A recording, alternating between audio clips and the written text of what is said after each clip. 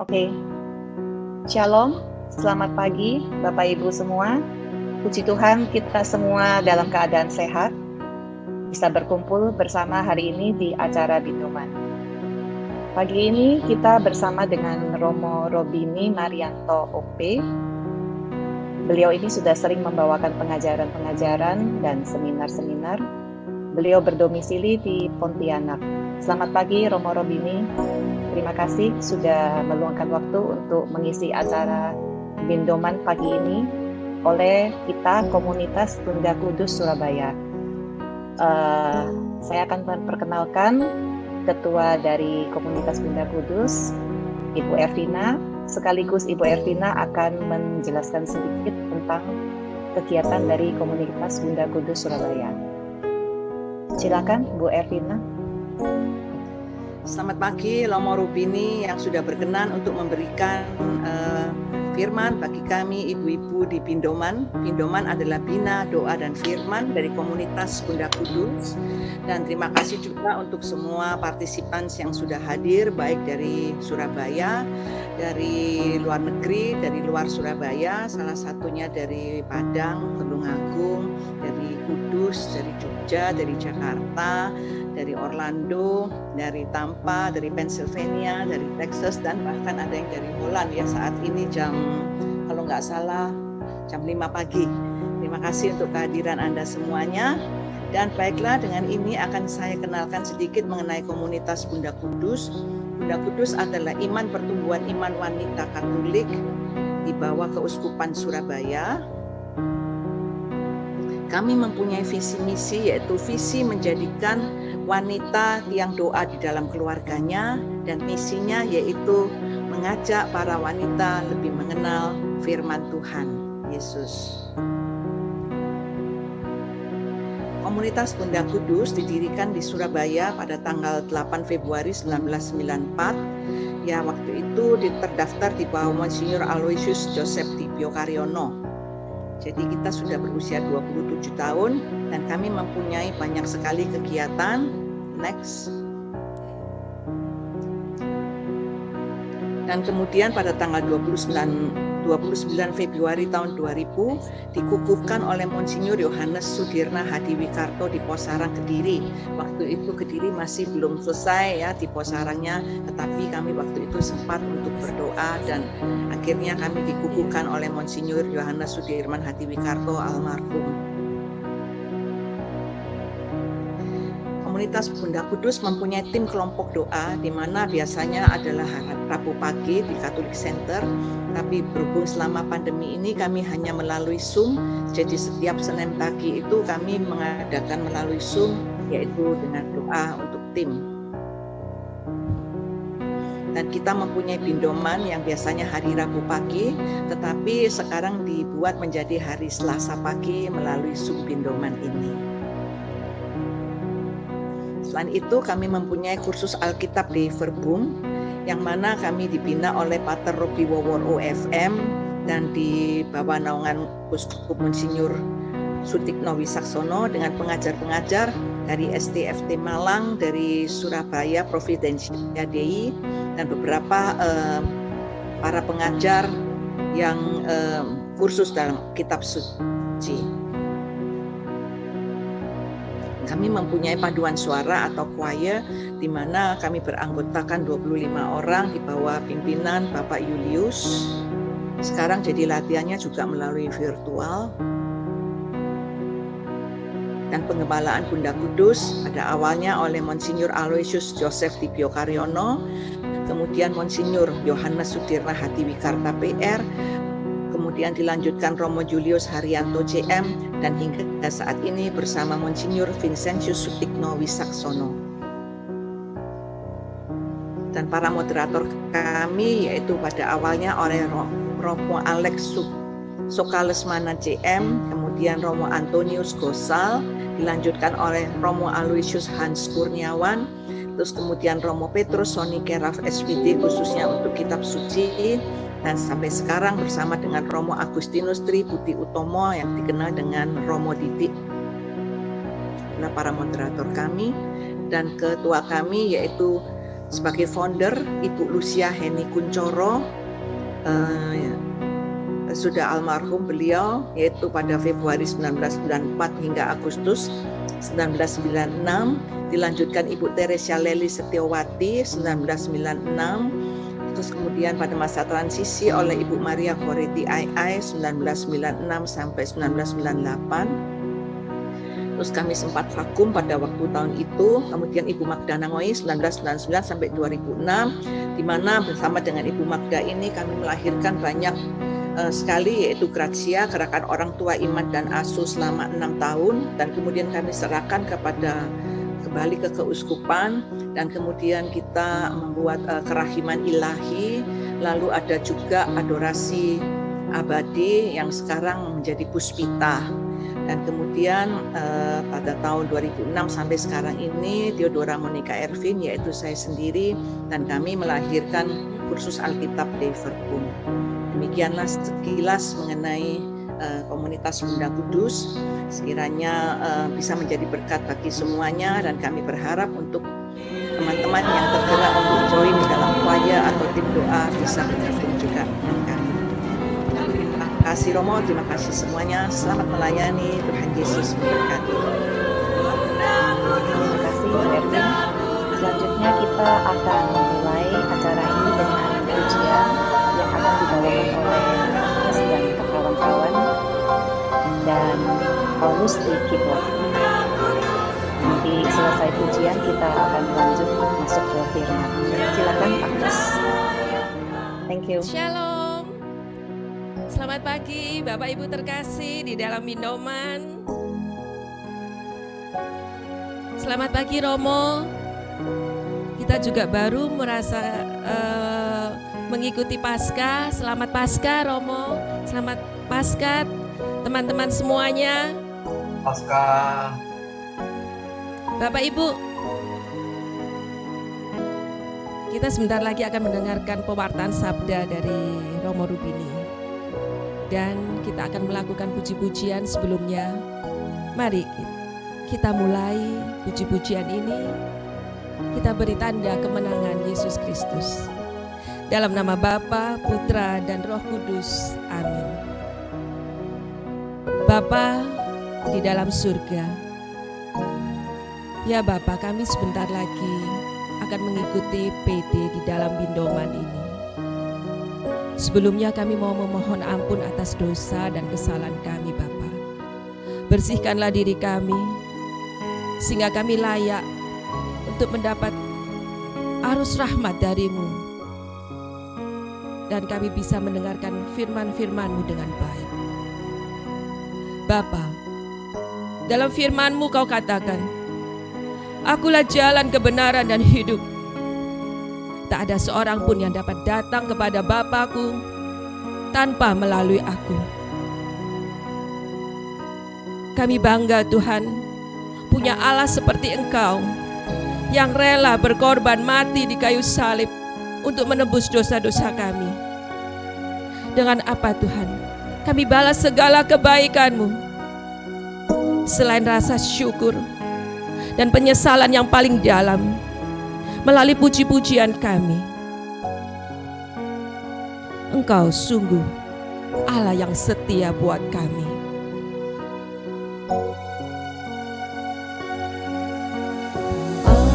Allah yang setia, Bapa yang mulia, kasih-Mu sungguh besar Tuhan.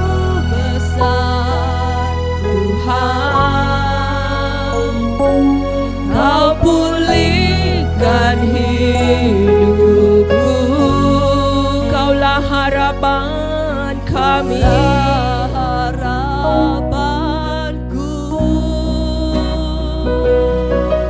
Hidupku dalam-Mu, terima kasih Tuhan. Terima kasih Tuhan.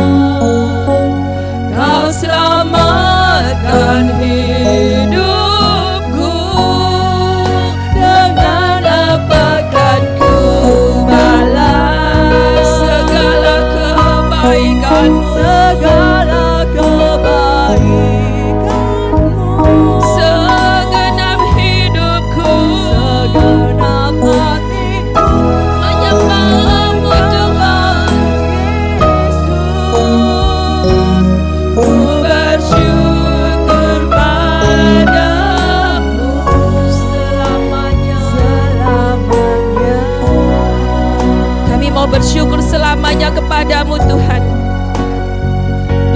Berkatilah orang yang mengandalkan Tuhan, yang menaruh harapannya kepadamu Tuhan. Kami tetap terus mau mengarahkan harapan kami kepadamu. Kami bersyukur pada saat-saat di masa pandemi ini pun juga Engkau menjaga kami, Engkau melindungi kami, Engkau memberikan kami selalu harapan. Harapan kami selalu kepadamu Tuhan, yang mau mengorbankan dirinya buat kami. Kaulah harapanku, hidupku dalam-Mu. Terima kasih Tuhan, terima kasih Tuhan, Kau selamatkan hidupku. Dengan apa kan ku balas Tuhan? Ku balas segala kebaikan-Mu,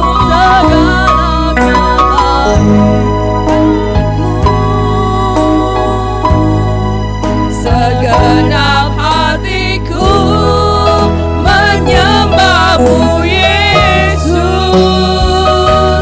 Ku bersyukur padamu.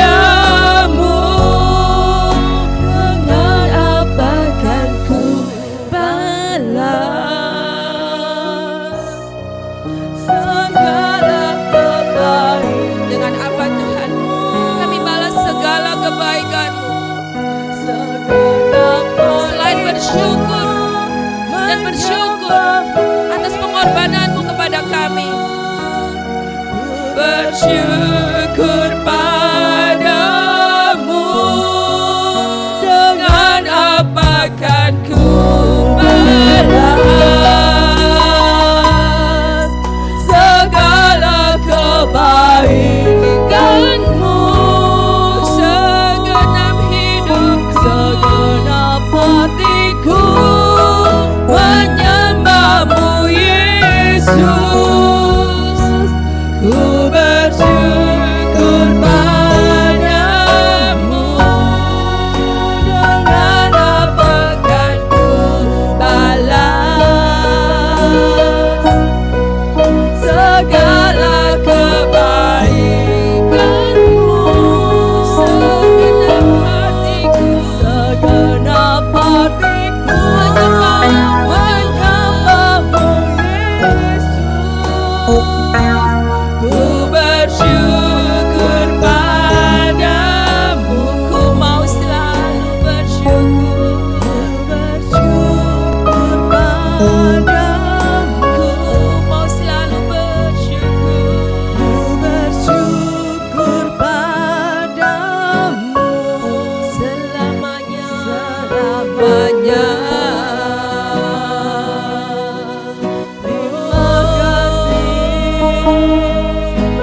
Terima kasih Tuhan atas penjagaanmu. Terima kasih Yesus, Kau sungguh baik.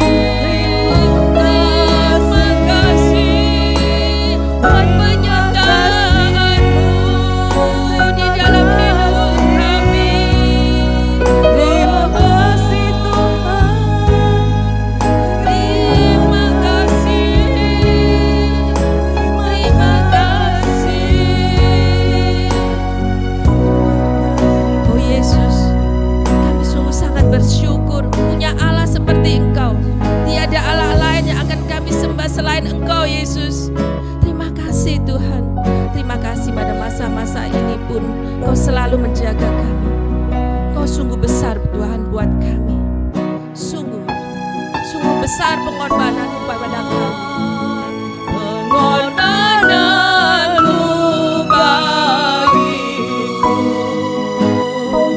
terlalu dalam untuk dimengerti. Sungguh besar Tuhan, sungguh besar,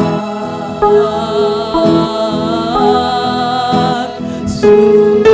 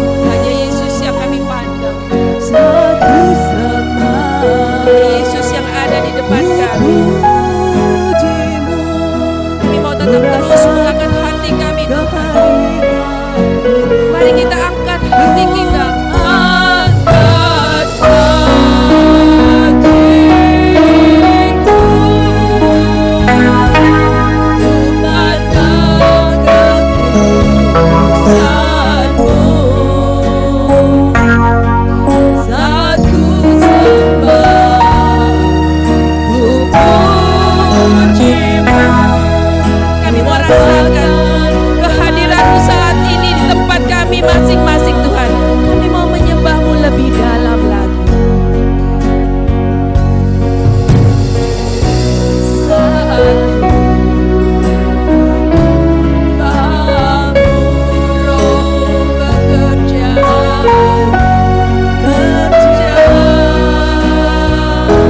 Saat kami memuji-Mu Tuhan, kami yakin dan percaya Engkau bertahta di atas puji-pujian kami. Kami mau angkat hati kami Bapa, angkat hatiku, pandang kekudusan-Mu.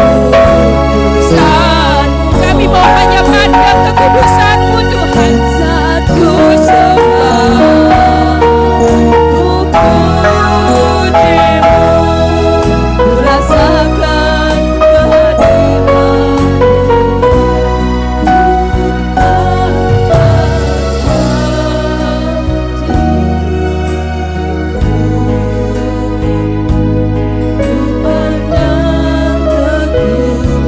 Pandanglah Yesus yang ada di depan kita saat ini.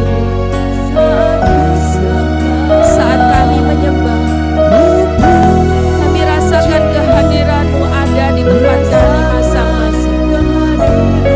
Kami mau angkat hati kami Bapa, angkat hatiku,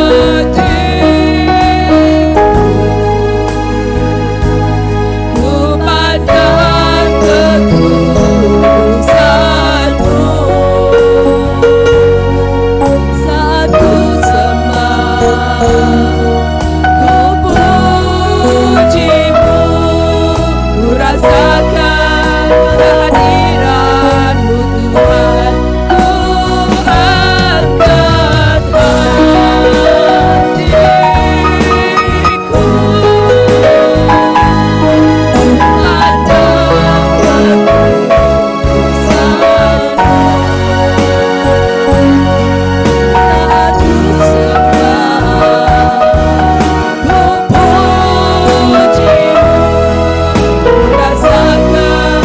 hatiku, saat kami menyembah, kami merasakan kehadiran-Mu.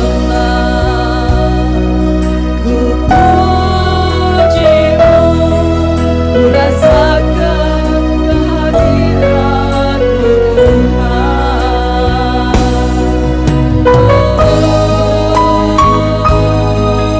Kami rasakan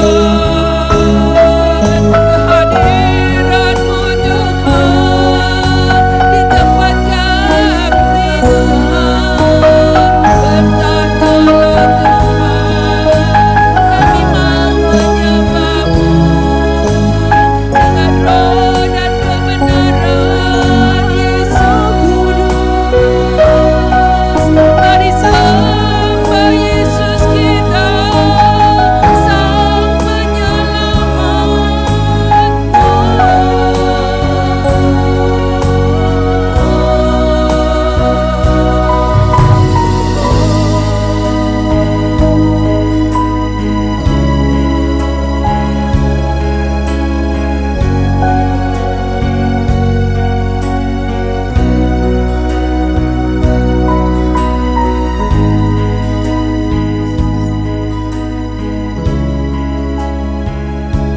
Yesus, Engkau sungguh Sang Penyelamat kami. Terima kasih Tuhan atas pengorbanan-Mu kepada kami,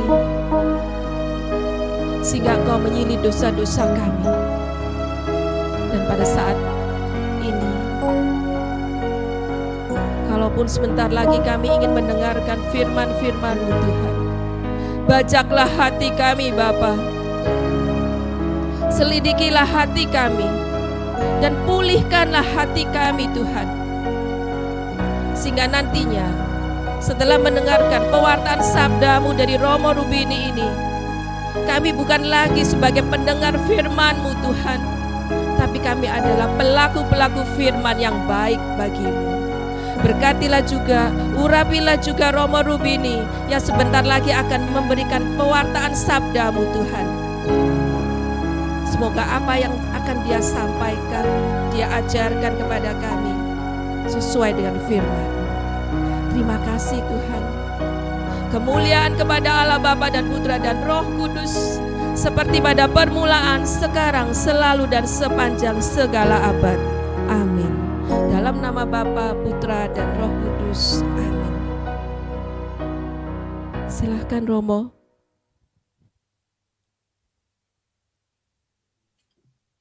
Selamat pagi semuanya. Selamat Paskah. Saya mengucapkan selamat Paskah untuk kita semua. Semoga kita semua mengalami Yesus yang bangkit pada saat-saat seperti ini. Dan tidak takut dengan segala macam situasi yang kadang-kadang bisa membuat kita itu lebih terpuruk lagi daripada yang lain. Pada hari ini saya diminta untuk bicara mengenai Bunda tersuci kita, Maria. Maka kita akan memperoleh kekuatan lagi untuk bisa sungguh-sungguh melangkah maju pada terang Paskah ini. Saya sekarang di Ngabang. Ngabang itu 4 jam dari Pontianak. Saya sendiri mengurus sekolah, jadi perguruan tinggi. Jadi saya pulang pergi Pontianak Ngabang. Saat ini saya di Ngabang.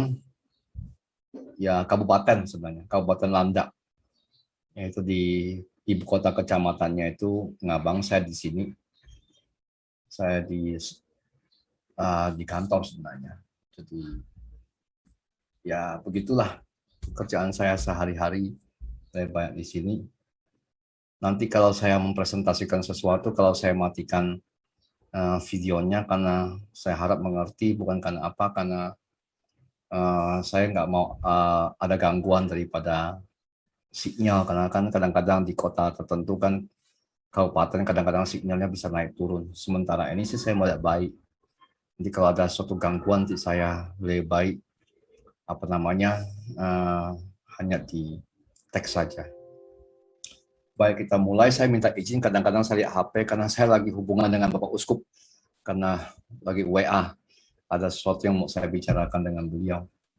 Mendesak. Pak Romo, baik. Ya. Jadi saya bukan baca WA-nya siapa. Bapak Uskup masih typing katanya. Saya mau lihat jawaban beliau apa. Baik. Saya mulai dengan sharing teks yang sangat kita kenal, tapi mungkin kita tidak memikirkannya. Saking terbiasanya mungkin kita lupa. Teks yang selalu kita dengar, kita baca itu tentang kelahiran Tuhan Yesus, pemberitahuan kelahiran. Teks ini sangat-sangat familiar buat kita. Tapi sebenarnya kalau kita mengerti teks ini, kita akan melihat bahwa ini tidak familiar. Tidak familiarnya itu untuk zaman itu. Nah, justru untuk mengerti situasi itu, kita akan bisa menangkap lebih dalam lagi bagaimana sebenarnya pembicaraan mengenai Bunda Maria, yang mungkin pada waktu ditulis waktu itu akan mengagetkan para pembaca. Bapak Ibu semua, fenomena atau gejala adanya orang setengah dewa itu terjadi di mana-mana di zaman itu. Jadi sebenarnya kalau kita lihat ada orang yang punya kekuatan yang seperti Tuhan Yesus bisa buat mukjizat segala macam, itu sebenarnya di dunia Timur Tengah itu tidak mengherankan. Contohnya adalah Hercules. Ya kan? Hercules kan sebenarnya anaknya Zeus. Menurut cerita mitologi orang Yunani. Bahwa dia itu adalah hasil perkawinan Zeus dengan manusia. Lalu kita ingat cerita film Perseus, ya kan?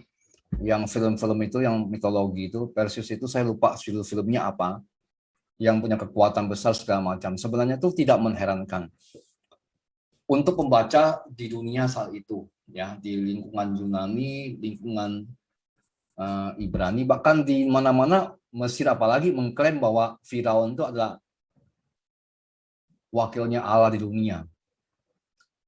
Tapi teks yang dibacakan kita yang dari Injil Lukas ini sangat mengejutkan banyak pihak di zaman itu,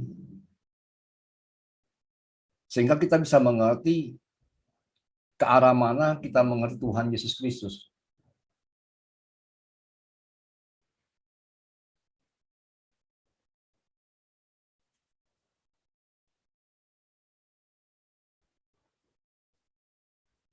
Maaf ya, saya menjawab langsung.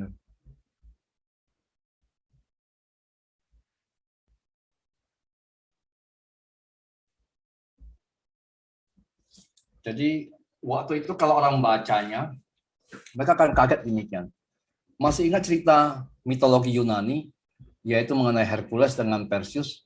Yang terjadi adalah Zeus itu seolah-olah memperkosa seorang wanita. Dia menyamar, terutama dalam cerita Perseus itu, saya lupa filmnya ada kok sebenarnya. Oh, The Clash of Titan.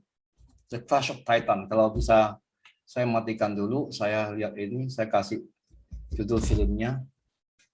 Pasti pernah lihat mungkin. Pernah lihat nggak? Pernah lihat film ini?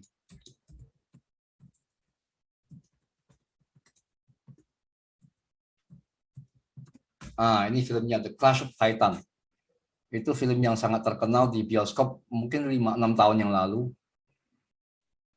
Itu bicara mengenai Perseus, bahkan dia naik kuda terbang segala macam. Itu kan terjadi adalah bahwa Zeus itu tertarik dengan ratu dan dia menampakkan diri sebagai raja, akhirnya menghamili ratu itu dan lahir anak itu. Dan anak itu akhirnya rajanya nggak suka karena itu harusnya di luar nikah, bukan anaknya dikasih kepada orang tua yang biasa petani. Nah, cerita-cerita itu ada, tapi konteksnya adalah baik penipuan oleh dewa maupun pemerkosaan. Zeus juga perkawinannya terpaksa karena ibunya juga diperkosa malah.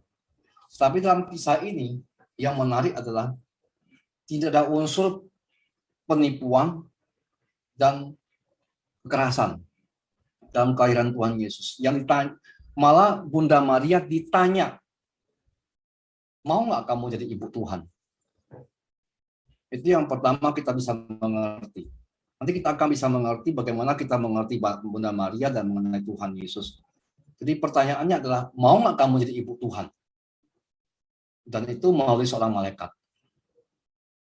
Yang kedua, kita tahu kejadian kelahiran Tuhan Yesus tidak melupakan hubungan pria dan wanita, sehingga kita percaya bahwa Bunda Maria perawan sebelum menikah, sebelum melahirkan, pada saat melahirkan, dan sesudah melahirkan.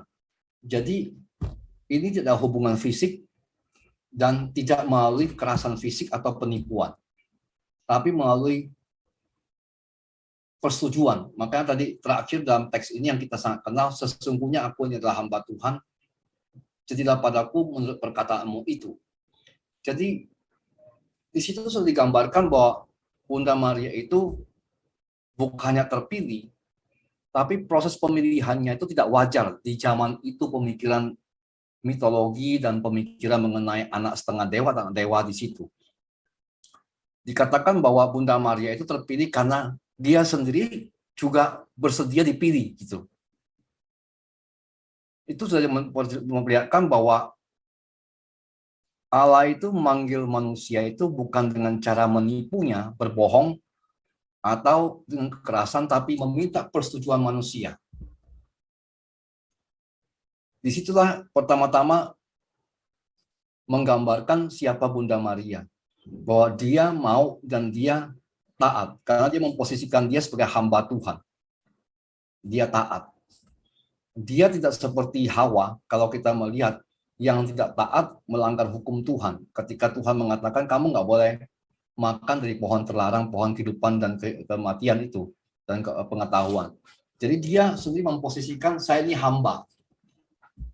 Jadi dari awal kelihatan siapa Bunda Maria, dia memposisikan dia sebagai hamba. Dan yang paling penting juga kelihatan sekali bahwa proses yang tidak biasa dalam kelahiran itu tanpa hubungan fisik. peranan Allah lebih besar, yaitu Roh Kudus, dikatakan di situ. Jadi peranan Tuhan yang luar biasa dalam proses kelahiran Tuhan Yesus. Dan di balik itu adalah bagaimana keinginan Allah untuk lahir sebagai satu bagian dari kita. Nah, ini penting karena kita selalu, mungkin umat Katolik itu masih berpikir bahwa Tuhan Yesus itu cuma Allah atau setengah manusia setengah Allah. Ya, konsepsi kita, cara pikir kita itu mungkin berpikir bahwa Tuhan Yesus itu hanya Allah, lupa dia juga manusia sama seperti kita. Makanya kita merayakan kemarin dalam Pekan Suci dia sungguh-sungguh mati, bukan setengah mati atau pura-pura mati, ya kan? Tapi dia sungguh-sungguh wafat, mati, meninggal. Sungguh-sungguh benar-benar sebagai manusia biasa yang punya luka, bisa nangis, bisa takut ketika di Getsemani. Dan dia benar-benar ya tidak ada yang luar biasa dilihatnya. Yesus itu bukan setengah dewa, setengah ilahi, setengah manusiawi, bukan. Dia itu sungguh manusia. Meskipun dia itu bukan manusia saja, dia adalah Allah. Karena dia anak Allah yang maha tinggi. Itu berarti dia itu ilahi juga. Nah, dalam peristiwa seperti ini kita bisa mengerti bahwa secara tersirat siapakah Bunda Maria? Pertama-tama dia adalah orang yang dipilih oleh Allah menjadi Bunda Allah. Makanya kalau kita mendoakan Salam Maria, kita selalu berdoa gini. Saya selalu tanya orang. Kan dalam satu Bunda Maria frasenya adalah terpujilah engkau di antara wanita. Kalau bahasa Indonesia, itu kan Maria itu wanita di antara sekian wanita. Ya kan? Kalau baca menganalisis teksnya doa Bunda Maria kan terpujilah engkau di antara wanita, seolah-olah di antara semua rombongan wanita dia muncul sebagai yang paling unik, yang terpujilah di antara semua perempuan yang pernah ada. Sebenarnya itu harus kita mengerti konteksnya lebih jauh, bahwa Bunda Maria itu terpuji di antara wanita. Kenapa? Karena tidak pernah ada wanita seperti dia sebelumnya, dan tidak pernah akan ada wanita sesudah dia. Itu sebenarnya konteksnya. Karena tadi dalam pembicaraan dari teks tadi itu dia adalah manusia satu-satunya, perempuan satu-satunya yang pernah ada dan tidak pernah ada sebelumnya, yang dipilih secara khusus dan diciptakan secara khusus oleh Allah. Jangan pernah lupa bahwa Bunda Maria, kelahiran Bunda Maria pun sudah sangat khusus, yaitu tak bernoda. Jadi Tuhan itu menciptakan satu pribadi yang namanya wanita, sangat unik, yang sebelumnya tidak pernah ada dia, seperti dia, dan setelahnya pun tidak pernah ada orang seperti dia, wanita yang seperti dia. Karena diciptakan tanpa mengalami yang namanya dosa asal. Jadi dari konteks ini kalau kita gali dalam Injil Lukas, kita sudah bisa mengerti bahwa kenapa Maria Ibu Tuhan itu sangat mempunyai tempat dan arti buat kita, karena dia itu ciptaan yang agak nggak biasa gitu loh. Ya, ciptaan nggak biasa. Karena dia ciptaan nggak biasa, maka dia punya tempat yang nggak biasa juga, ngerti nggak? Yaitu sebagai Ibu Tuhan. Dan sebagai Ibu Tuhan, saya kira melebihi segalanya ya. Jadi membawa Tuhan ke dunia untuk penyelamatan. Itu sebabnya Bunda Maria itu disebut Ratu para Rasul, ratu apapun juga, surga dan bumi. Meskipun kelihatannya Bunda Maria tidak pernah mewartakan seperti Petrus, seperti Paulus, yang misionaris, kegiatan misionarisnya begitu luar biasa. Tapi Bunda Maria membawa benar-benar melahirkan Yesus ke dunia. Makanya gelar tertua Bunda Maria adalah Bunda Allah. Ya.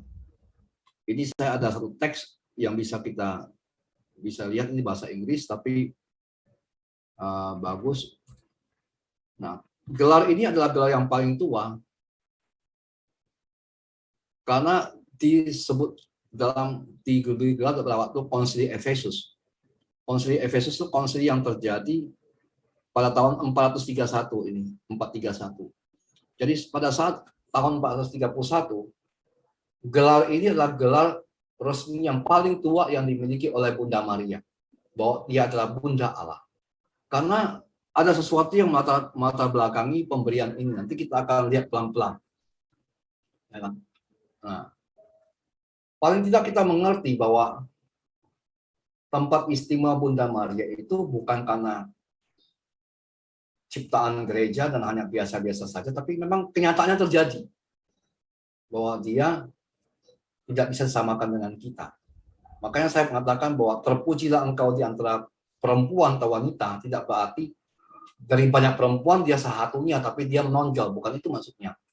Maksudnya adalah tidak pernah ada perempuan sebelum Bunda Maria seperti Bunda Maria, tidak pernah ada. Setelah Bunda Maria pun tidak pernah ada perempuan seperti dia lagi. Satu-satunya yang pernah ada, itu Bunda Maria. Karena diciptakan secara khusus untuk yang namanya menjadi Bunda Allah. Maka tugasnya sangat khusus, Bunda Allah. Nah, sampai di sini saya harap bisa mengerti bagaimana pandangan gereja kepada apa namanya Bunda Perawan Maria.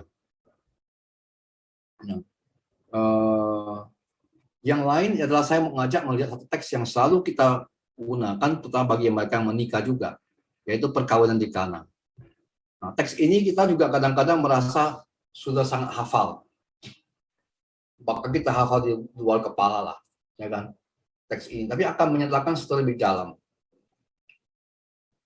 Mengapa Bunda Maria ditempatkan di dalam konteks perkawinan dan dibacakan pada saat selalu setelah Natal, ya?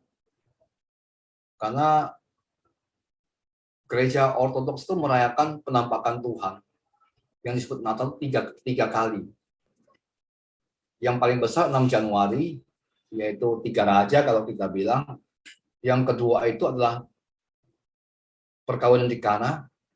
Yang ketiga adalah pembaptisan Tuhan Yesus.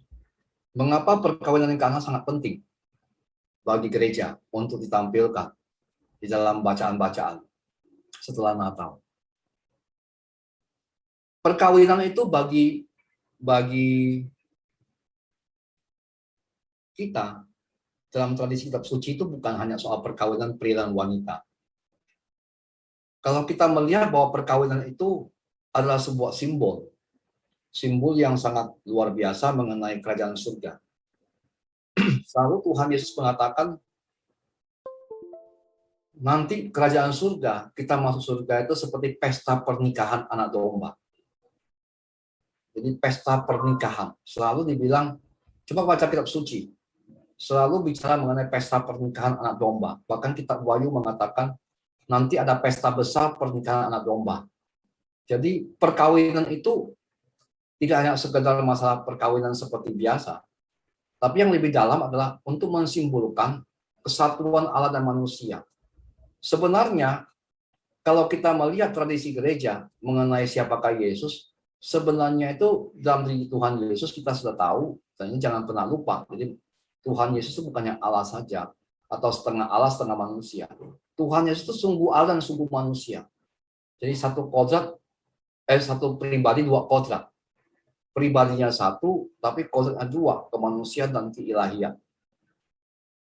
Nah, kesatuan dalam diri Yesus Tuhan itu, dua kodrat ini, sebagai manusia dan sebagai Allah, itu tak terpisahkan, tapi tak tercampurkan.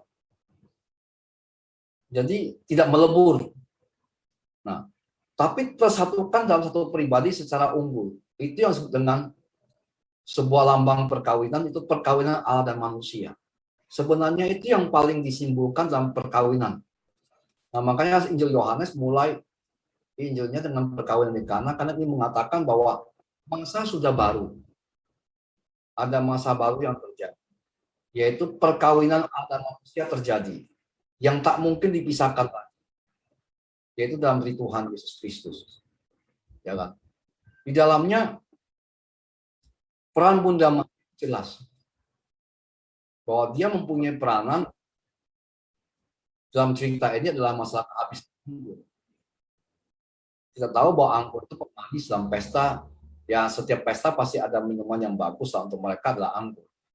Nah, peran Bunda Maria itu adalah memfasilitasi pesta ini semakin meriah.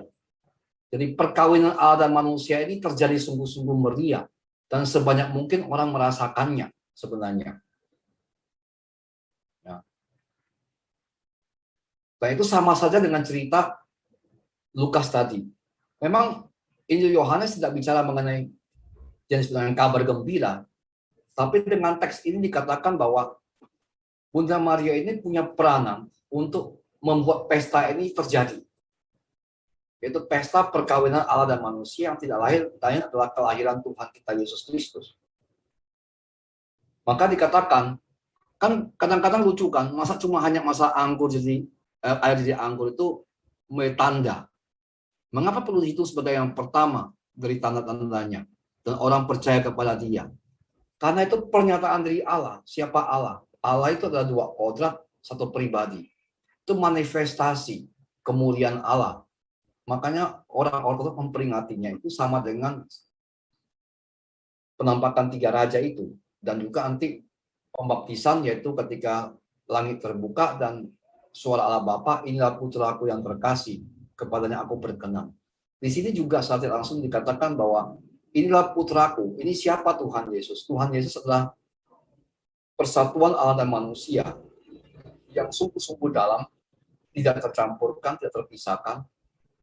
Dua kodrat yang tetap masing-masing ada, tapi tersatukan dalam diri Tuhan Yesus Kristus, dilambangkan sebagai perkawinan.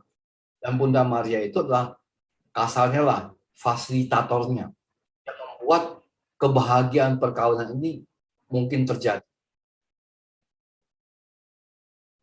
Jadi kalau kita ngomong tentang Bunda Maria, itu bukannya soal seperti menyembah, menghormati biasa, tapi kita ini bicara mengenai Yesus Kristus.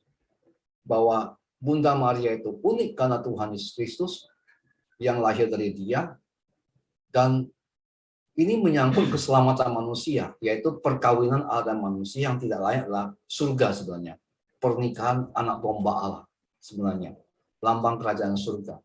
Maka dari itu, kita itu sungguh-sungguh harus bisa mengerti bahwa teks-teks ini bicara sendiri. Kalau kita mengerti, kita akan melihat betapa dalam dan kayanya pengalaman gereja, pengertian gereja mengenai siapa Tuhan Yesus Kristus dan siapa Bunda Maria.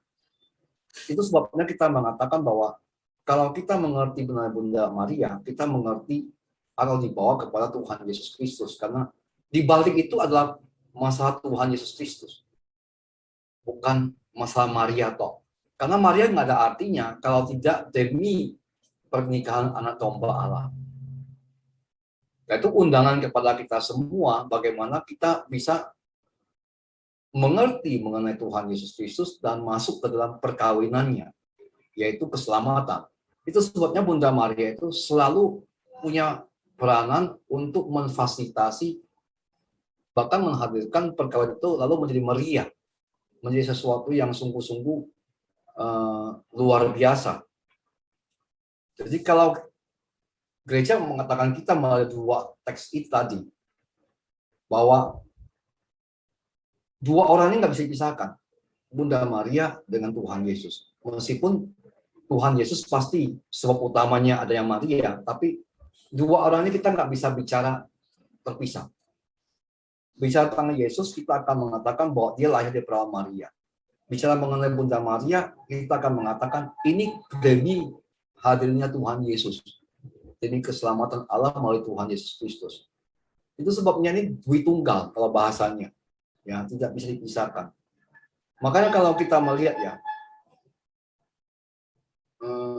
susah untuk mengerti gereja atau iman Kristen kalau dua pribadi ini nggak muncul. Karena saling mengandaikan, meskipun pasti Tuhan yang paling utama ya, tanpa Tuhan tidak ada Bunda Maria. Tapi dalam proses secara keselamatannya dua ini saling mengandaikan. Tadi kita melihat sudah, bahkan dari kelahirannya dan bagaimana proses keselamatan manusia, pernikahan anak domba Allah. Itu sangat jelas sekali pernikahan anak domba Allah. Bahwa Bunda Maria mengatakan anggurnya habis tuh ya. Ya, anggurnya habis supaya pestanya jadi, ya kan? Nggak bubar gitu loh pestanya, atau nggak memalukan, atau nggak setengah-setengah. Maka pernikahan anak domba, ingin mencapai pernikahan anak domba, kita selalu melihat juga namanya Maria sebagai ibu, sebagai tokoh atau pribadi yang membuat ini mungkin. Nanti ya, agak susah mengerti kalau orang melihat bahwa ini seolah ada dua pribadi yang ilahi, padahal bukan.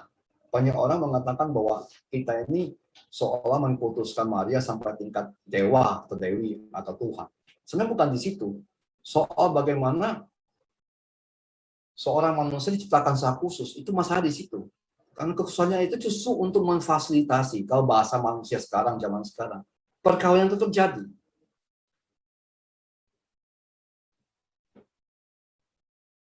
Kalau enggak rame gitu loh, bahkan bubar gitu loh. Itu kadang-kadang orang pikir itu sederhana sekali teks seperti itu, maka kadang-kadang dipakai untuk teks perkawinan. Oke lah, itu sisi religiusnya, seolah Bunda Maria hadir dalam perkawinan orang, skema. Ada benarnya juga, tapi ini bukan tujuan daripada Injil ini. Tujuan Injil ini bukan bicara mengenai perkawinan manusia, tapi perkawinan Allah dan manusia sebenarnya. Itu perjanjian baru sebenarnya, anggur yang baru. Dan anggur yang baru itu anggur yang setelah semua orang meminumnya sampai puas, itu perjanjian lama. Dan anggur yang baru lebih manis, itu perjanjian baru. Dengan perjanjian baru ini muncul kenapa? Karena fasilitasi Bunda Maria sebenarnya. Itu harus dibaca demikian. Memang kadang-kadang dipakai oleh gereja untuk perkawinan orang, ya kan? Makanya mungkin kamu ketika menikah pakai Injil itu, saya nggak tahu, ya kan? Mungkin ibu-ibu, bapak-bapak menikah pakai Injil itu. Saya nggak mengatakan salah, tapi ini bukan awalnya, tujuannya di situ. Ini cuma ya, bahwa anggur yang paling akhir itu adalah perjanjian baru, lebih manis daripada anggur yang lama, itu perjanjian lama. Dan perjanjian lama habis loh ya. Bubar loh ya, perjanjian lama itu. Bubar kenapa? Karena kehabisan. Dan tidak akan pernah ada anggur yang baru yang membuat perkawinan ramai kembali kalau tidak ada intervensi peranan seorang fasilitator, yaitu Maria. Paling nggak sudah jelas bahwa dua teks kitab suci ini yang kita anggap sangat kita mengerti ternyata sangat dalam sekali. Bahwa kenapa dihadiri oleh dua tokoh yang besar ini, satu Tuhan, satu Bunda Maria. Saya mau bicara lagi satu teks yang kita juga sangat tahu, yaitu di kaki salib Tuhan Yesus Kristus. Ini teks ini paling kita sangat tahu, yaitu Yohanes, yaitu dekat salib Tuhan berdiri ibunya dan saudara ibunya, Maria istri Kleopas dan Maria Magdalena. Ketika Yesus melihat ibunya dan murid yang dikasihinya di sampingnya, berkata kepada muridnya, "Ibu, inilah anakmu." Kemudian katanya kepada murid-muridnya, "Inilah ibumu." Dan sejak saat itu, murid itu menerima dia dalam rumahnya. Teks ini yang kita anggap kita sangat tahu itu juga sangat dalam. Bicara mengenai bagaimana Bunda Maria dan kita. Ya. Kita tahu bahwa peristiwa Jumat Agung itu sangat luar biasa bagi semua orang lah. Apalagi bagi Tuhan sendiri dan bagi Bunda Maria sebagai ibunya. Pada saat kritis, sangat wajar kalau Tuhan Yesus sebagai anak tunggal, anak satu-satunya loh ya, anak semata wayang, itu pikir mengenai ibunya. Nasibnya gimana nih? Kalau saya meninggal, ibu saya bagaimana? Itu sangat manusiawi lah. Ya, ada sesuatu yang dipikirkan Tuhan Yesus ketika dia melihat ke bawah ibunya. Tapi ternyata ada sesuatu yang dalam daripada hanya sekedar mikir gitu loh tentang ibu. Pada saat jangka kritis itu,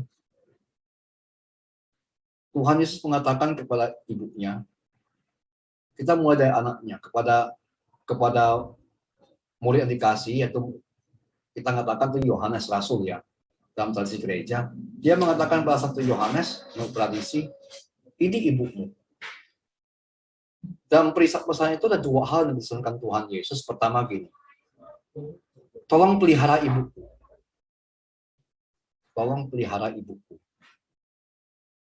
Dan pelihara ini bukan soal kasih makan dan minum ya.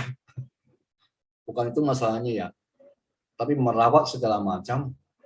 Dan sebenarnya lebih dalam lagi, mau dikatakan gini.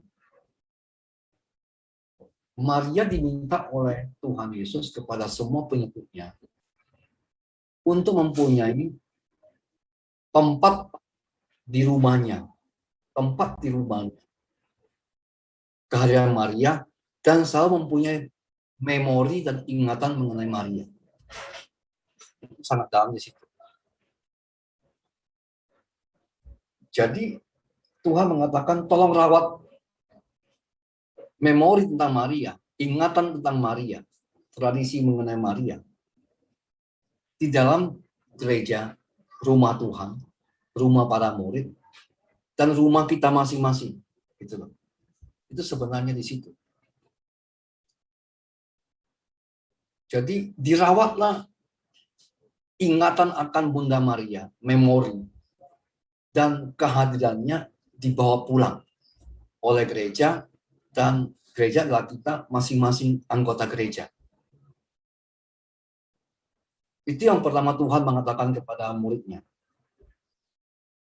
Tapi kepada Bunda Maria juga sama. Inilah anakmu. Artinya apa? Bunda Maria juga harus merawat dan membawa dalam memori hati Bunda Maria semua umat Allah. Itu. Jadi ini dua perintah yang sangat saling berhubungan dan sangat luar biasa. Tuhan Yesus mengatakan kepada murid kita-kita ini, jangan sampai kamu lupa akan Maria ya. Tolong rawat ya. Rawat tradisi itu. Rawat ingatan akan Maria. Dan bawa di dalam ke rumahmu.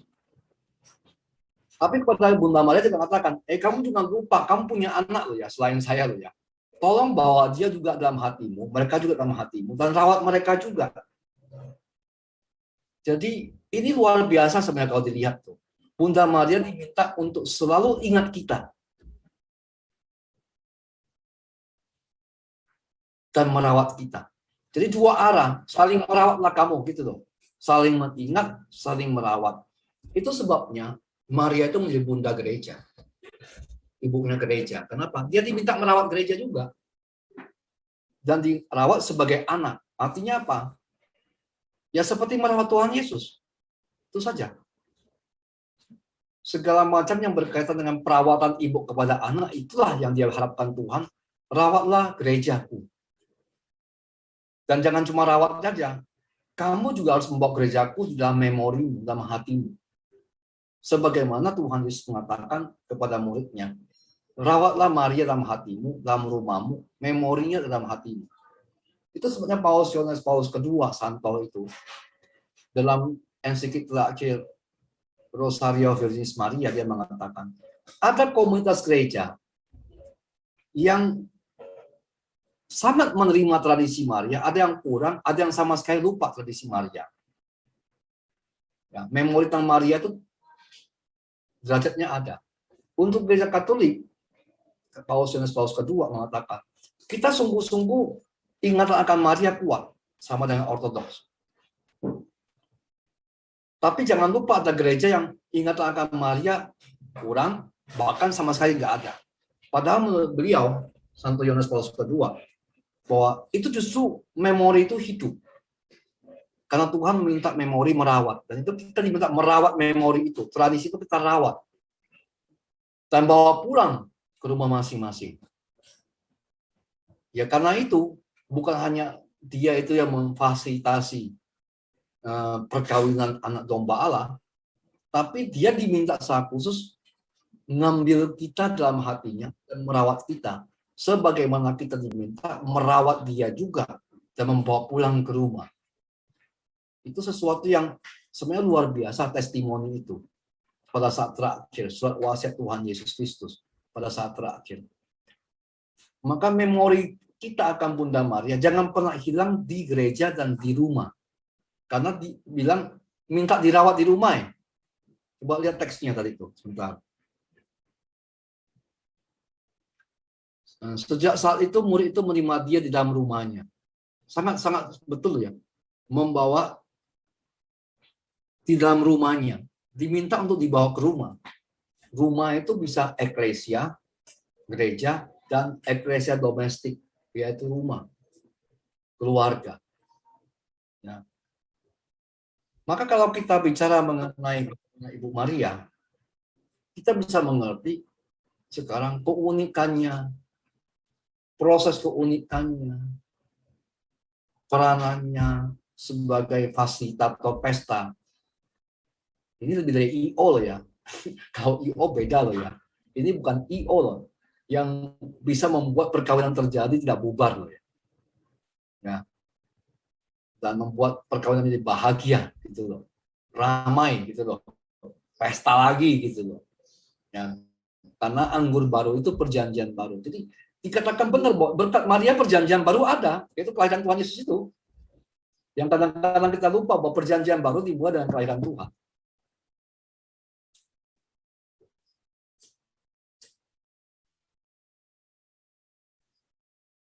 Perjanjian baru dimulai kelahiran Tuhan.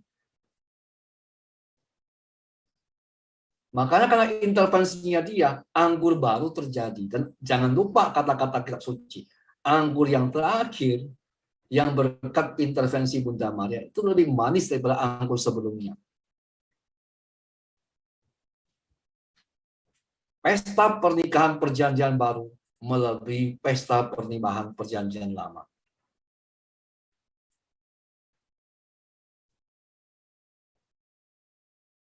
Nah, apa yang mau saya katakan dalam renungan singkat kita pada pagi hari ini? Yang saya mau katakan pertama gini.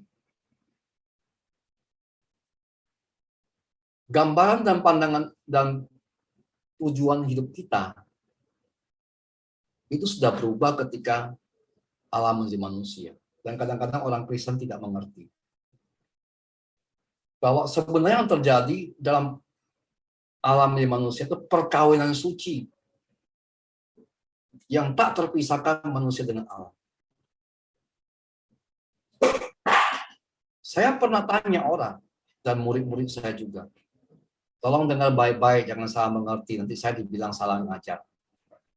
Apakah manusia bisa masuk surga? Berulang kali saya ngomong. Manusia nggak bisa masuk surga. Kenapa nggak bisa masuk surga? Karena surga kediaman Allah yang maha tinggi. Manusia itu bukan Allah. Tidak mungkin manusia masuk surga. Itu kan manusia hidup di dunia Allah mana bisa. Itu kan ciptaan yang pencipta. Nggak masuk akal. Kalau mengerti ya, kodrat kealahan dan kodrat kemanusiaan itu jauh sekali ya. Tak perjembatannya. Dia pencipta kita. Lalu kenapa kita bisa masuk surga? Karena Yesus sudah masuk surga. Yesus itu siapa? Satu pribadi, dua kodrat. Jadi dia membawa kemanusiaan kita di surga. Maka sejak saat itu, manusia bisa masuk surga. Itu sebabnya dia mengatakan, akulah jalan. Akulah jalan. Karena dengan dia masuk surga, kemanusiaan kita sudah berada di surga. Maka sejak saat itu, surga terbuka untuk manusia. Karena sudah ada manusia yang pernah masuk surga. Ngerti nggak? Sebelumnya mengapa dikatakan dia turun ke tempat penantian dalam kredo kita? Karena orang yang mati suci pun tidak bisa masuk surga. Masih di tempat penantian menurut kepercayaan kita. Kenapa demikian? Karena tidak mungkin masuk surga. Loh, siapa yang bisa masuk surga? Manusia mana yang bisa tinggal dengan Allah? Nggak ada manusia yang bisa tinggal dengan Allah loh, saya kasih tahu loh ya. Itu sangat gila kalau kamu bilang bahwa kita itu boleh tinggal di surga tanpa Yesus. Kenapa? Karena kita itu siapa? Kita ini ciptaan. Nggak mungkin ciptaan bisa tinggal. Mungkin Romo bisa kasih penutup sepatah kata rangkuman singkat dari yang tadi Romo Ya, paling bicarakan. penting saya ngomong tadi masalah itu apa? Kita orang Kristen itu harus kembali kepada iman kita yang utama, yaitu bagaimana kemanusiaan itu sekarang berubah karena Tuhan Yesus Kristus. karena kesatuan yang tak terpisahkan itu, seperti saya katakan, sekarang kita bisa masuk ke surga, tetapi jalannya melalui Tuhan Yesus yang lebih dahuluan ke surga dengan kemanusiaan kita dan bersifat permanen. Itu yang paling utama. Makanya kita harus melihat bahwa Yesus juga sama dengan kita. Makanya peristiwa Paskah kemarin kan menunjukkan bahwa dia satu sama dengan kita. Justru dengan begitu, yang namanya kematian itu tidak bisa dihancurkan, tidak bisa mengalahkan hidup, karena sang hidup sendiri sudah membuka semuanya. Lalu kedua itu berusahalah membawa Maria itu dalam ingatan memori kita dan bawa pulang ke rumah. Itu sangat penting, karena apa? Itu perintah Tuhan, karena Maria juga membawa, Bunda Maria tersuci juga membawa kita dalam hatinya dan merawat kita. Dan itu bukti dalam penampakan segala macam dia sendiri hadir gitu loh. Yang menurut saya itu gereja tidak bisa tanpa Maria, sisi Maria. Sama saja bicara mengenai sama gereja Katolik, Ortodoks, mana ada yang tanpa menghormati Ibu Maria dan peranan Maria disungguh-sungguh hidupkan, dilestarikan dan dimasukkan dalam hati, dalam ingatan. Itu kira-kira yang saya mau ngomong lah.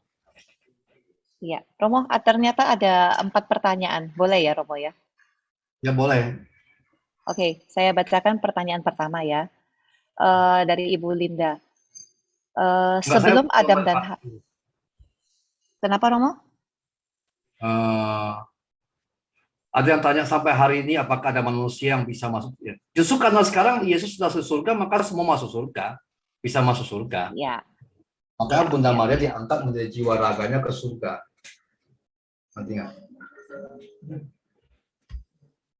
Jadi saya mengatakan bahwa kenapa ada Credo mengatakan bahwa masuk ke tempat penantian, karena kan jalan ke surga kan manusia nggak bisa masuk ke surga karena kemanusiaan kita kan belum menetap di surga. Ketika Yesus naik ke surga, kemanusiaan kita menetap, maka dia sebagai jalan sehingga semua bisa masuk surga. Bahkan Bunda Maria diangkat ke surga, kan begitu kan? Jadi ini cuma pertanyaan kita mengerti jalan itu maksudnya apa. Tuhan Yesus mengatakan dia jalan. Nah, kenapa dia jalan? Ya, untuk mengerti nantinya. Jadi bukan mengatakan tidak bisa masuk surga. Dengan Yesus semua bisa sekarang, nantinya. Maka ketika dalam Injil mengenai kisah sengsara itu kan ketika Tuhan Yesus meninggal wafat, kan tirai kanisa bait Allah tercabik dua. Bagi yang tidak mengerti, yang namanya bait Allah itu ada dua ruangan. Ruangan pertama itu untuk umum, umat-umat. Ruangan kedua itu hanya bisa dimasuki oleh para imam besar. Itu ruangan paling suci. Nah kan ada tirai. Nah ketika Tuhan Yesus itu wafat, tirai itu terbelah. Jadi tidak ada lagi halangan antara manusia dan Allah saling berhubungan. Ya itu sebenarnya maksudnya. Bisa dengar? Bisa. Nah, jadi kalau membaca kitab suci, kalau tahu simbolnya, kenapa tirai kanisa bait Allah terbelah dua ketika Yesus Tuhan wafat? Karena sekarang tidak ada lagi pemisah dalam bentuk tirai. Manusia dan Allah itu sudah saling berhubungan, yaitu efek kematian Tuhan Yesus buat kita penebusan. Kalau nggak mengerti kan kenapa tirai harus dibelah dua? Ya, tirai dibelah dua kenapa? Bagian yang paling suci yang hanya boleh sebagian orang masuk, tidak semua orang bisa punya akses. Sekarang terbuka untuk semua orang. Maka Allah manusia itu bebas berhubungan, kasarnya begitu. Jelas ya? Minta maaf ini kita karena situasi yang demikian itu mungkin mudah-mudahan bisa jelas lah. Apa pertanyaan lagi, Bu? Ada, Romo. Saya bacakan, Romo ya. Jadi ini yang awal, pertanyaan yang pertama. Sebelum Adam dan Hawa berbuat dosa, kan mereka sebagai ciptaan berada bersama Allah saat itu. Jadi mungkin pertanyaannya Adam dan Hawa apakah bersama dengan Allah? Kalau lihat baca baik-baik ya, mereka itu di Firdaus. Firdaus itu bukan surga karena Allah tidak tinggal dengan mereka. Allah mengunjungi mereka dan mereka bisa bertemu dengan Allah yang mengunjungi mereka. Itu jelas, benar. Tapi Firdaus itu dibuat oleh Allah untuk manusia, bukan untuk Allah sendiri. Ngerti nggak? Tolong baca baik-baik. Kadang-kadang Ya, Orang berpikir kalau surga loh ya. Itu bukan surga dalam arti kediaman Allah. Ngerti nggak? oke. Jadi Firdaus itu tidak sama dengan surga ya, Romo ya? Tidak sama dengan surga kalau dibaca baik-baik. Memang Allah di situ kan, tapi kan Allah mengunjungi. Jangan lupa. Ya. Ini pertanyaan kedua. Romo, bila surga dibuka oleh Yesus buat manusia, manusia zaman perjanjian lama bila meninggal berada di alam mana menunggu Yesus datang? Itu yang kita ngomong dalam Kehidupan Para Rasul kan, di tempat penantian kan. Penantian. Oke. Ya kan? Itu kan mengapa pada hari ketika dia wafat dalam masa Pontius Pilatus lalu turun ke tempat penantian kan. Tempat penantian. Kan Baik. memastinya tempat penantian itu bukan berarti tempat ya yang disediakan, tapi inti di balik itu adalah bahwa menunggu penebus yang benar-benar bisa membawa mereka keluar meskipun mereka suci, bahwa mereka bersama dengan Allah selamanya. Sebenarnya itu masuk akal, Bapak Ibu. Jangan pikir tuh saya mengajar yang agak aneh. Ini cara berpikir yang sungguh dalam. Masuk akal nggak kamu sebagai manusia tinggal bersama dengan Allah? Itu kadang-kadang kita ngomong itu kan cuma hanya sekedar ngomong sangat sangat puitis ya, tapi tidak mengerti kitab suci ngomong apa. Kalau enggak, ngapain Yesus ngomong bahwa dia jalan? Kalau semua orang bisa enak aja berhubungan dengan Allah, tirai kan harus terbelah dua setelah kematian Tuhan. Makanya simbol-simbol ini itu harus ditangkap oleh kita. Baik, Romo. Selanjutnya, ini ada pertanyaan dari Saya Pak mengerti Suwanto. bahwa saya mengerti bahwa itu sangat. Silakan. Ada pertanyaan dari Pak Suwanto, tapi saya ini bacanya sebentar ya. Kalau ada yang bertanya, kan Yesus menitipkan ibunya kepada muridnya. Gimana jawabannya? Maksudnya gimana, saya ngerti. Iya, saya juga kurang menangkap pertanyaannya. Pak Suwanto mungkin mau bertanya langsung? Saya bacakan dulu yang berikutnya ya. Berarti kalau manusia sudah meninggal, roh manusia juga boleh berada bersama Allah di surga. Iya bisa, sekarang karena Yesus. Halo? Ya, seperti yang Halo? tadi dikatakan ya, kalau sudah Karena kematian, Yesus semua kemudian bersama makanya Yesus. nilai kisah Allah sudah Yesus. terbagi. Sudah tidak lagi ada pembatas.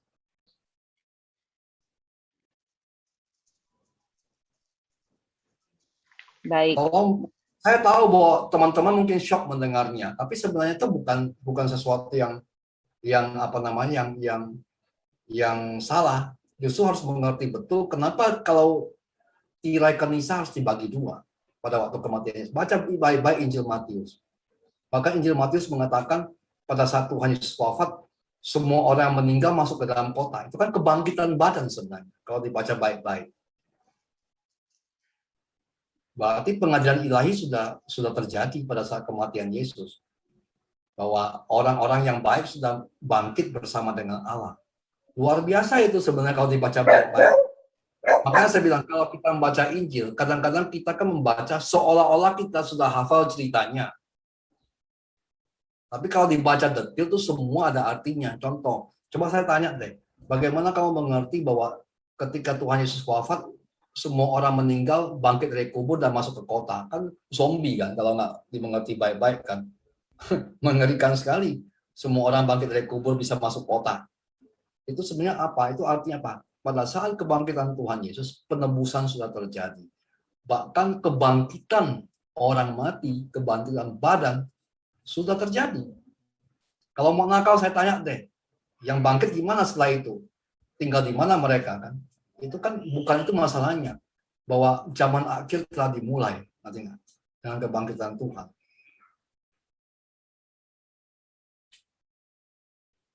Ya baca baik-baik ya. Kalau kita membaca Injil itu pelan-pelan satu kali baca. Jangan merasa bahwa kita mengerti Injil. Tapi kalau dibaca dengan teliti, itu teks-teks itu banyak sekali nuansanya yang bisa kita mengerti lebih dalam.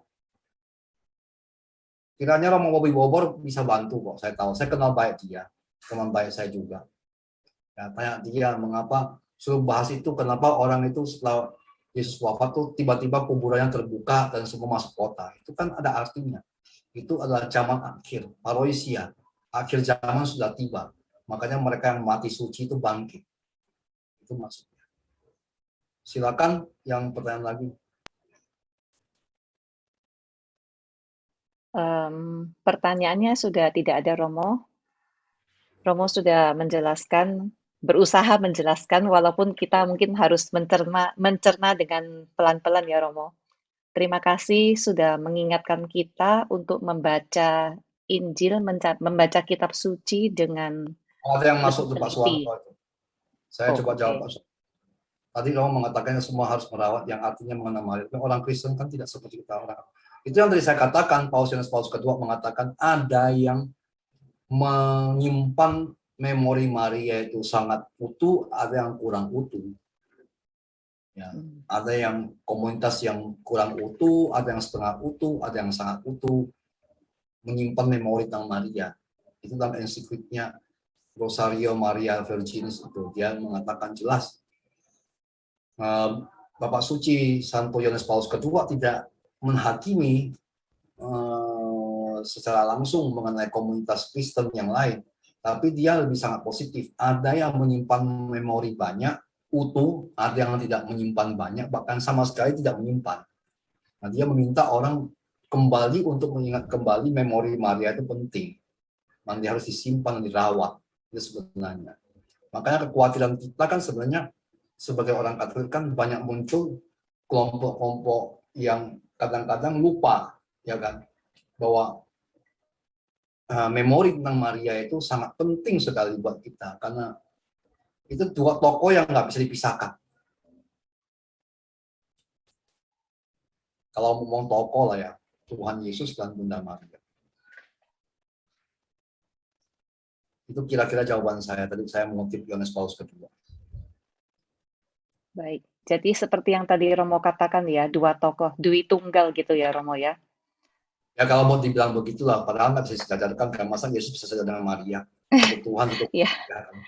Tapi secara kata-kata lah Dwi Tunggal lah. Peranannya ya, Romo ya. Baik.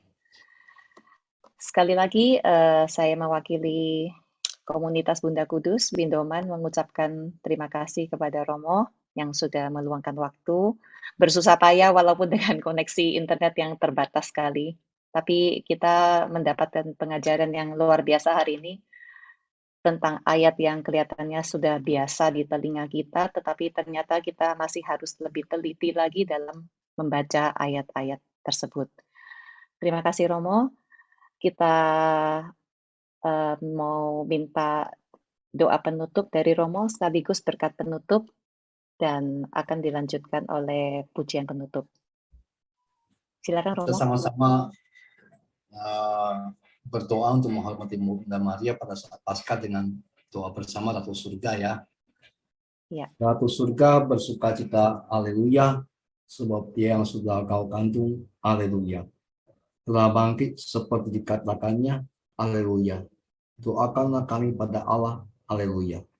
Bersukacita dan bergembira perawan tersuci Maria, karena Tuhan sungguh bangkit, haleluya. Marilah berdoa, ya Tuhan, kami bersyukur kepadamu atas kebangkitan putramu, dan semoga dengan pengantaran tersuci Bunda Maria, kami juga mencapai kebangkitan kami yang mulia, karena Kristus Tuhan dan Juru Selamat kami. Amin. Tuhan sertamu, semoga kita semua dilindungi berkati oleh Allah yang Maha Kuasa, Bapa dan Putra dan Roh Kudus. Amin. Saya terima kasih sekali lagi. Saya benar-benar mohon maaf karena ini di luar kemampuan saya masalah jaringan.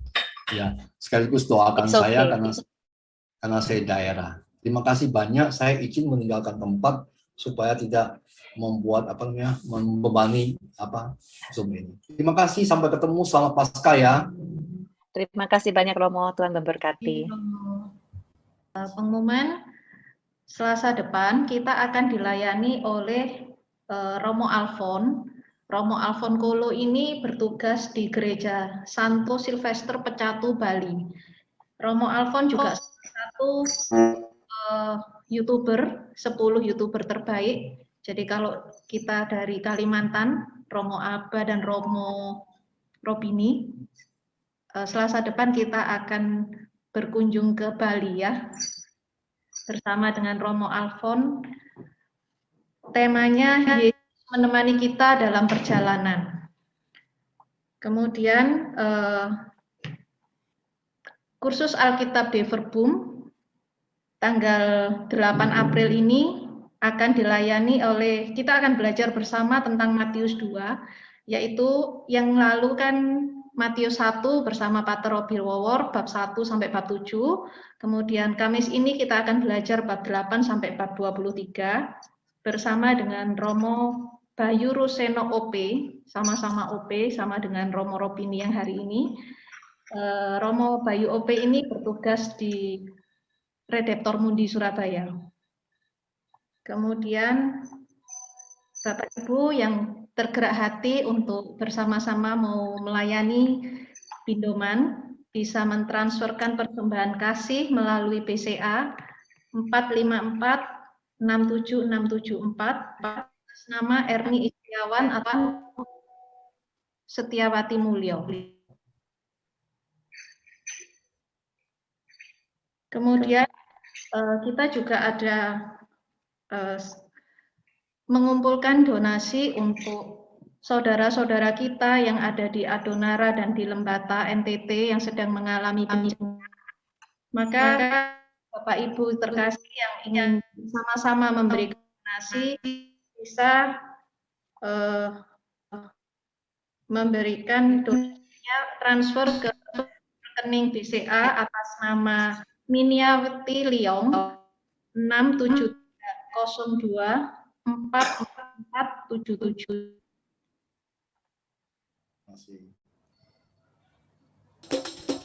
Silakan tim pujian. Mari kita bersuka cita karena Tuhan sudah bangkit.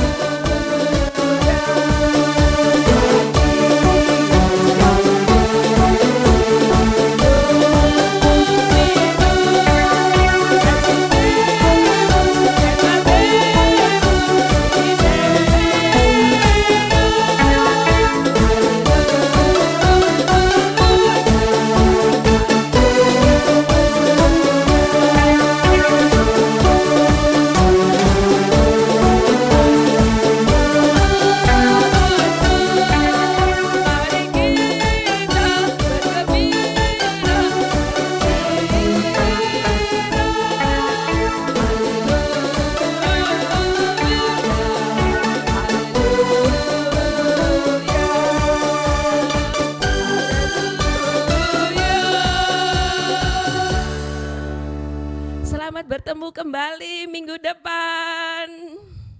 Makasih Agnes, Terima Sisil, dan kasih Frans. sama-sama ya.